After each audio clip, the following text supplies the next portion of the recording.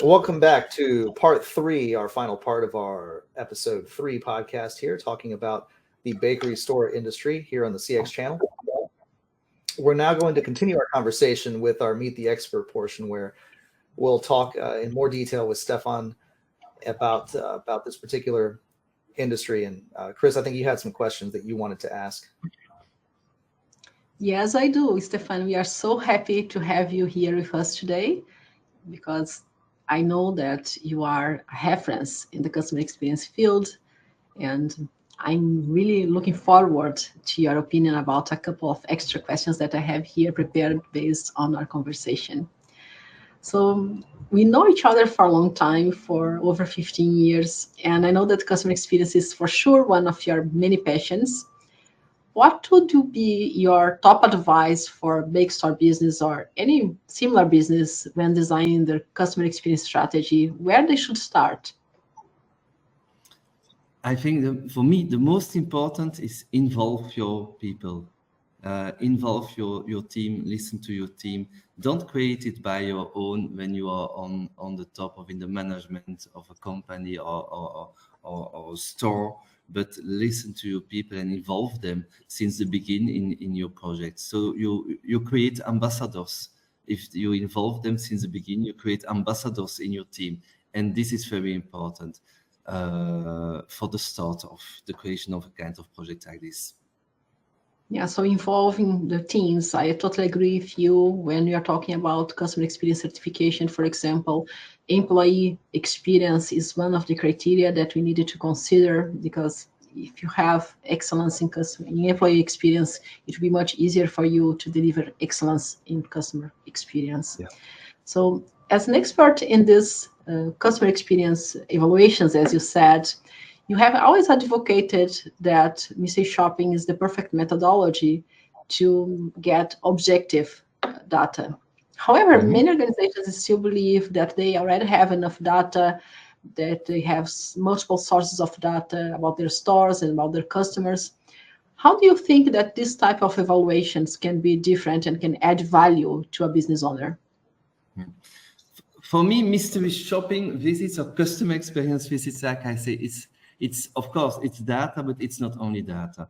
Like I said before, it's a coaching tool. It's a feedback tool that you need to use, and it gives you also data, and it gives you different data than customer surveys. I give an example. If you want to give support, to coach, to train your employees on, let's say, additional sales. Yeah, this is what you can measure only with mystery shopping. Yeah, do they do additional sales, and how do they do it? And that's why mystery shopping visits are so important. With customer surveys, you cannot measure this item, and there are several items like this that you can only measure with your mystery shopping visits. And again, it's data, but it's more than data. It's really an important feedback and coaching tool. Yeah, and of course, there is the difference between the type of questions that you can ask, because when you are asking your customer if they are satisfied with the cleanliness is one thing, but you cannot ask your employees if they paid attention, if the staff had clean clothes, or if they washed their hands multiple times, for example, in terms of safety questions. It's not the type of questions that you want your real customers paying attention to. Yes, and another example, if I can, if it's a bakery with a room where you can eat in the bakery, an important thing in customer excellence is when after 1 minute or 2 minutes, ask to your client, what do you think about the cake, or what do you think about this salad? So that you could receive a feedback of your clients, so that if there is something which is not good or not going well, then you have the possibility to find a solution for your client. And these steps, did the employee came to you to ask, how is everything going well? Is everything going well? You cannot measure with your client surveys. That's why you need mystery shopping surveys. I absolutely agree with you. And this interaction within the store are very important in terms of satisfaction and loyalty. And can you share some with us some of the most important aspects companies need to consider when starting this kind of program? Yes, of course. First of all, you need to take the time. This is very important. Take the Yes. time to, before starting this project. Take the time to brainstorm, to put on paper what do we expect, what do we want, how do we want to surprise our clients, how do we want to make fans of our clients, and make a document. And this document need to be very easy to read, very easy to understand, and not. I see sometimes books of 20 pages about this is what we expect from our employees in a store. Yeah. But who will read this? Who will read this? So make it simplified, 1-2 pages maximum. And when you have this done together with your teams, then you can create your questionnaire of your mystery shopping campaign, who is based on this document, and inform your employees. So it's also so important. Take them with you, that they don't see this as a control tool. That it's still in some companies they see it still as a control tool, and that's because we don't use it on the good way. It's not a control tool. It's a tool who will help to improve your company, but the most important is who will improve the employees and that they can grow in their function. And this is so important. Yeah, that would be my next question, actually, because I know that another one of your passions is training and people development, and we are so aligned in all this. Can you give us some example of how do you combine these customer experience evaluations and training? Yes, of course. I would say it starts in the beginning when we set up a mystery shopping campaign. We do a workshop. We do a workshop with the stakeholders of the company to create a questionnaire, to create a briefings, so that it's realistic what we are doing. And the stakeholders of a company, it's not only management team. No, the stakeholders are the people who are in the stores. These are the stakeholders who are creating with us the scenarios, who are creating with us the questionnaires. And then when you start with the project, with your mystery shopping project, it's important to accompany the people who will debrief the reports with their teams. So it can be district managers, it can be the store manager. We see that they need tools. How can I debrief when it's a good customer experience? How can I congratulate my teams and the impact of this? But how do I need to debrief and to communicate with my team when we have a bad customer experience? And our trainings and coachings are starting with this. How do you use mystery shopping reports? How do you read them? And how do you communicate them and take actions with your teams? Absolutely, because especially nowadays where it's so difficult to recruit new talent for this type of business, it doesn't mean that one negative experience, one negative report, we are in front of an employee that does not have full potential, and allowing managers to have the tools to work and coach their teams to improve these results, it's really essential. Yeah, and give them simple tools.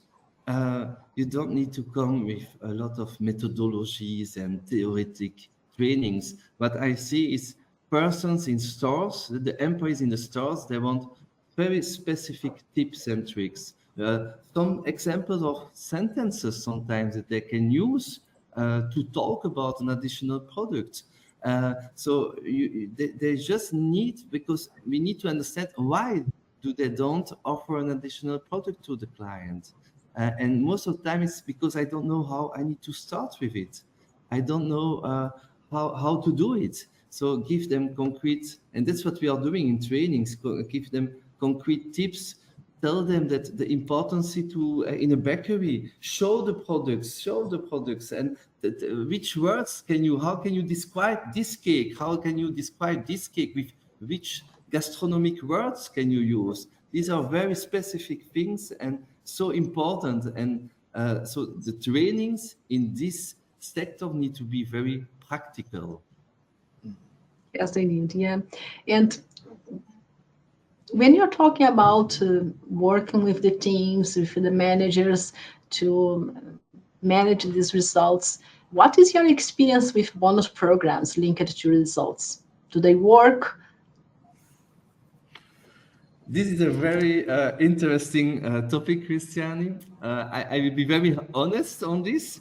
I'm not a big fan on bonus programs, to be very honest, because from my experience, again, then it's not a coaching tool anymore. So I'm more a fan to use it as a coaching tool and not to link bonus programs on customer excellence reports. But it is my point of view. Maybe you have another point of view on this.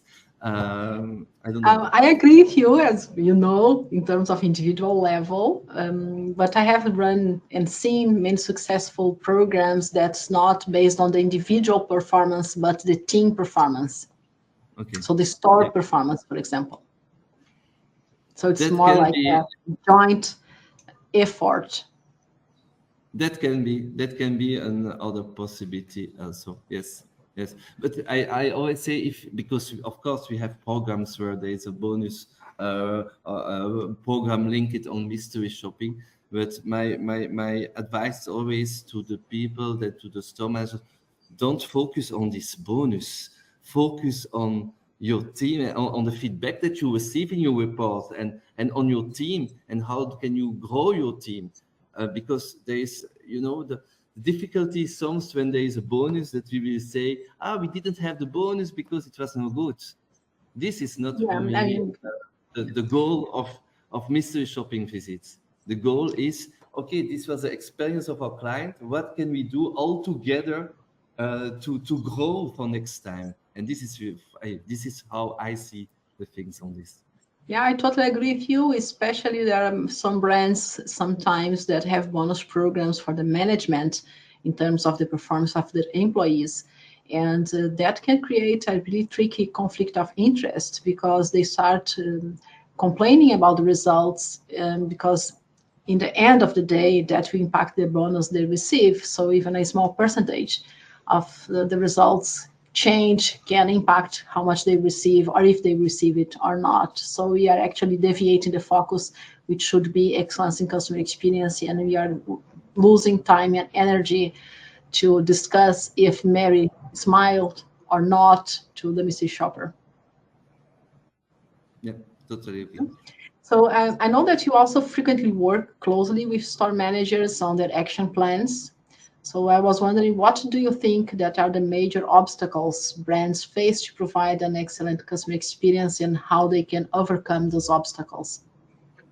Yeah. What I hear most of the time is, of course, time. Time is an obstacle, and finding people is today a very big obstacle. Finding good people. So I think that we really need to invest more in people. It's very difficult today to find the people, but when you have the people, take the time, invest in them. Invest in training, in coaching your people. I have one client in the food sector, and they are working with I think 35% of their teams are students. Yeah, and the objective of the challenge is that they wanted, of course, that the student give the same service than their fixed employees who are working during the week.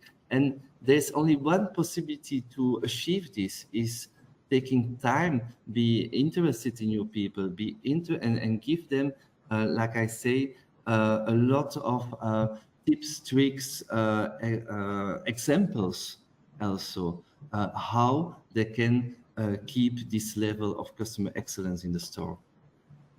That is really interesting, because I was with a client yesterday that for customer training, they are now using DISC methodology, which I know that you are also aware of. Our viewers can search on the internet if they're not familiar with the DISC methodology, but it's something that is very heavy in terms of emotional intelligence. And their objective with this training is to enable employees not only on how to interact with customers, but how to deal with stress and how to be more resilient as well, because we know we all love our customers, but at the same time, working this type of business is not easy, because not everyone is nice to you, even if you're nice to them. Yep, totally agree. And the customer is totally different. If I have the change to compare 25 years ago and now, but we are totally in another world today, and you need to really be there for your employees, and you use the methodology that you say now is something that we use a lot, and not only how to communicate with your clients with this, but also between a team is also a very interesting methodology that you can use.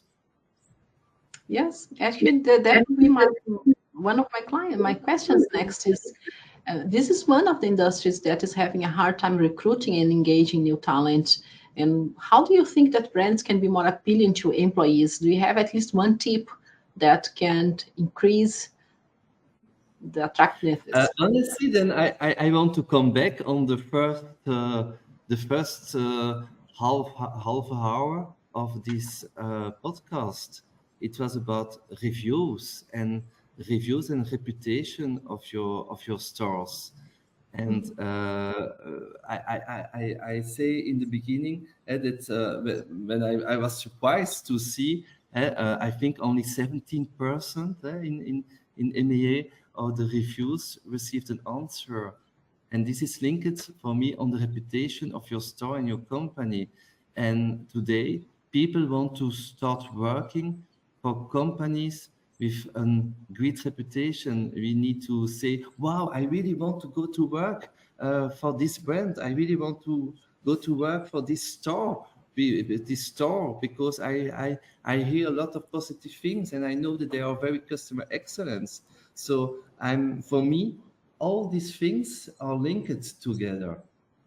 Customer excellence, true, yeah. reviews, give feedback Absolutely. on your reviews, it's reputation of your company, and this is linked how you can attract new talents in your company also.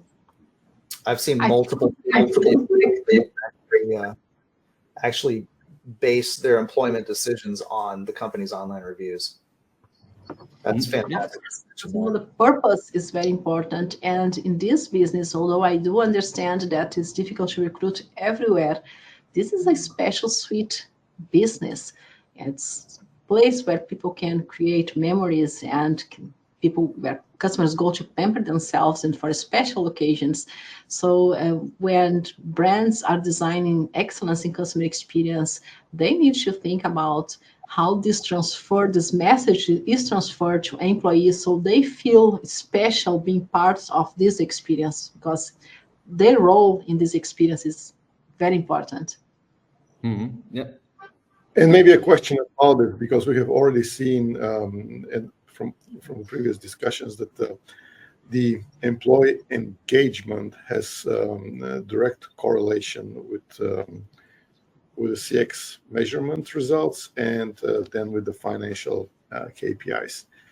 So maybe since Stefan, you're very much promoting the practical approach with quick tips, tricks, and guidelines, thinking about how to improve the employee engagement. What tips and tricks you can suggest to the business owners in that area, improving employee engagement? You see that the employee engagement can be in one company very different from one store to the other store. Yeah. So what does it mean? Is that you need to have one key player in the store. And this key player is, for me, one of the most important roles in employee engagement. And most of the time, this is the store manager and can be district managers. And the store manager need to have this role of team player, of coach. And for this, I see a lot of companies who doesn't, we need to invest more in these people today. This is very important. Take time also in the store managers, take time in these district managers and invest in them because they are playing a very important role.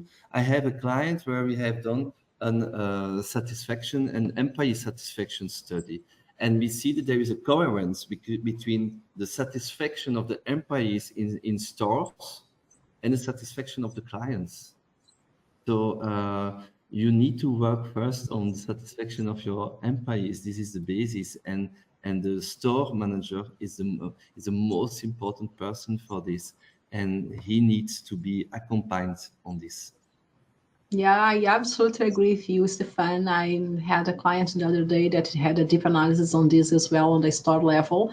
And the key message that he opened the slide with was our employees are not quitting their job, they are quitting their store manager. Yeah, totally agree. Yeah, that's what affects their daily life.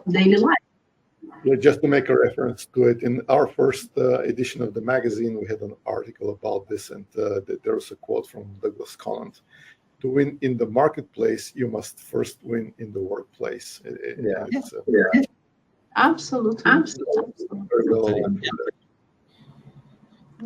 So, Stefan, it's almost time to end our episode, but before we do that, and when we are here, to finish, what would be your top 3 recommendations for brands that want to excel in their customer experience strategy? Okay. Make it easy. Don't make it too complicated. This is my first tip. Make it easy for understanding for your teams.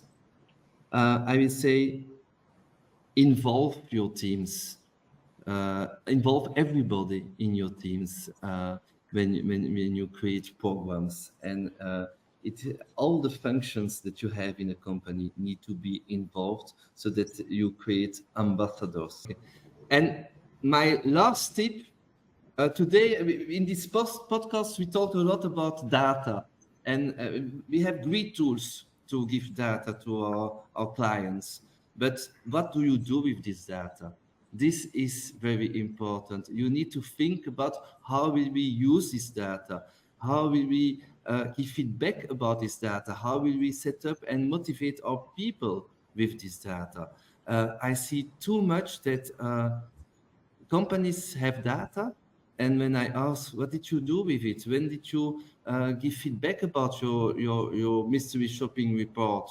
Then they say, I didn't have the time, or I didn't have done it. No, you really need to think about how will we use this data, because it's so many information who can help you to increase your customer excellence in your stores. So you have here from you, make it easy, involve your teams, and take the time to think about the results and act on them. And that, for me, is the perfect definition of a professional approach to management, where you have the planning stage, the implementation, and then you have the action in the end. Otherwise, we are just, playing around. So thank you so much, Stefan, for being here with us at the CX channel. Thanks to you. And I'm so happy that I was here. Thank you very much. Yeah, we will have all this conversation in our magazine. And I believe that before Eric closes, we have some final words from Emil. Stefan, thank you very much as well. And it was great to hear your insights. I'm just surprised because we have known each other for many years, and you never cease to surprise me with some great insights for the CX industry. So it was a pleasure for me to participate in that podcast with you. Thank you. Same here. It was fantastic to have you on, Stefan. So how can someone find your company on the web, Multivalue? How they can find me? Yeah. Yeah, okay. Only go on the website of Multivalue and you can find me and what we are doing. And I'm always open, like I'm doing since years with Christiane. I think also we are open to share ideas, tips, feedbacks. That's the passion in our job. So everybody can always contact me if they want more information or they want to share and brainstorm with me. That's excellent. Well, thank you very much. That concludes our podcast for this particular episode number 3, the third industry study here with bakery stores. If you liked what you saw, you can subscribe to our podcast. We're on YouTube. You can go to our website, cx-channel.com. That's www.cx-channel.com, where you can also download this magazine that we'll be publishing that has this particular industry study in it. You can also go back and look at our prior magazines, our prior podcasts covering the prior 2 industry studies that we've done of do-it-yourself home improvement stores and also pubs, taverns, and ale houses. You can also follow us on LinkedIn and other social media of your preference. We're on Facebook and X, Twitter, Threads, everything else, and stay up to date on our activities. And as always, please leave your comments and questions. Let us know what industry you think we should tackle next. Thank you again for watching the Synergistic CX podcast here on the CX channel, where CX professionals converge, and we'll see you next time.